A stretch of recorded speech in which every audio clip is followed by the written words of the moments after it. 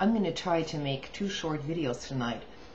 The first one concerns the situation in Libya. And yeah, things are starting to emerge. So let me read you a little post that was posted on a website. And the title of that post is "Meet the New Leader of Libya." It was by Brooklyn Bad Boy. That's the original author. I'll try to find a link to it if I still can. In any case, so here's the article. Meet the new leader of Libya. That would be Mr. Mahmoud Jibril, who has appointed himself Prime Minister of the Libyan Republic, according to his wiki documentation. Here it goes.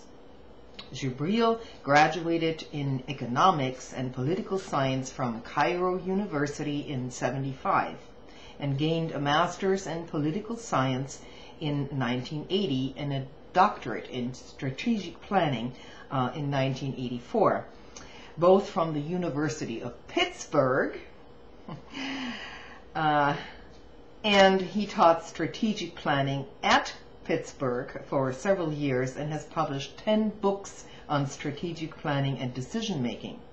For all of his life, he has been a strong advocate of neoliberalism. So, my question is,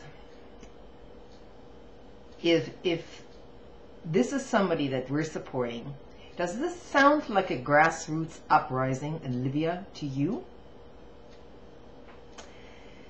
Jibril led the team who drafted and formed the Unified Arab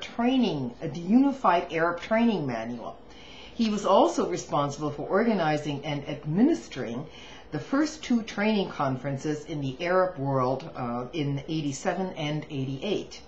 He later took over the management and administration of many of the leaders' trainings programs for senior management in Arab countries, including Egypt, Saudi Arabia, Libya, the United Arab Emirates, Kuwait, Jordan, Bahrain, Morocco, Tunisia, Turkey, and Britain. Since 2007, he has fulfilled a function in the Gaddafi regime as head of the National Economic Development Board, being the key man for penetrating in Libya the economic interests of the United States and the United Kingdom, promoting privatization and liberalization of the national economy. So this is going to be the head of the interim or emerging government in Libya. President Sarkozy of France has recognized the transitional government, and he has set up sole legitimate representative of Libya. He's even set up the National Transitional Council and parceled out who gets to control what. The council is being run out of a luxury hotel in Paris.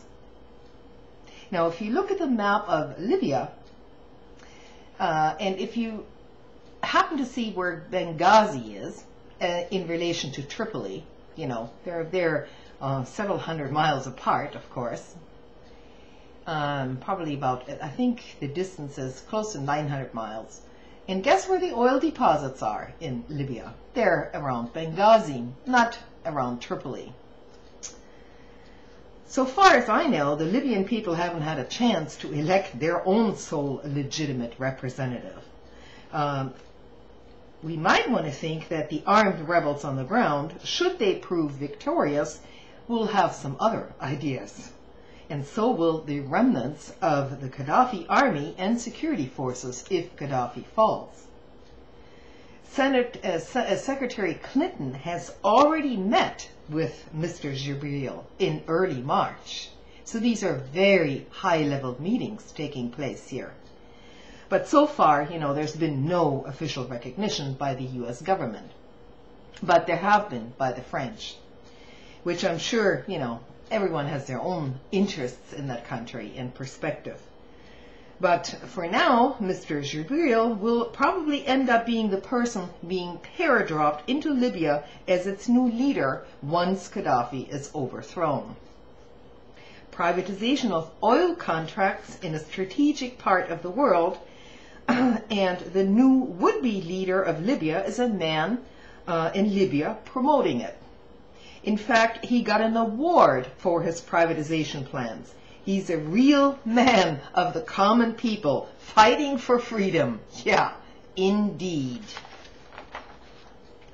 So that's part of that post I wanted to share with you. Another one, I wanted to, perhaps I can combine this with this video, but it's really not fair.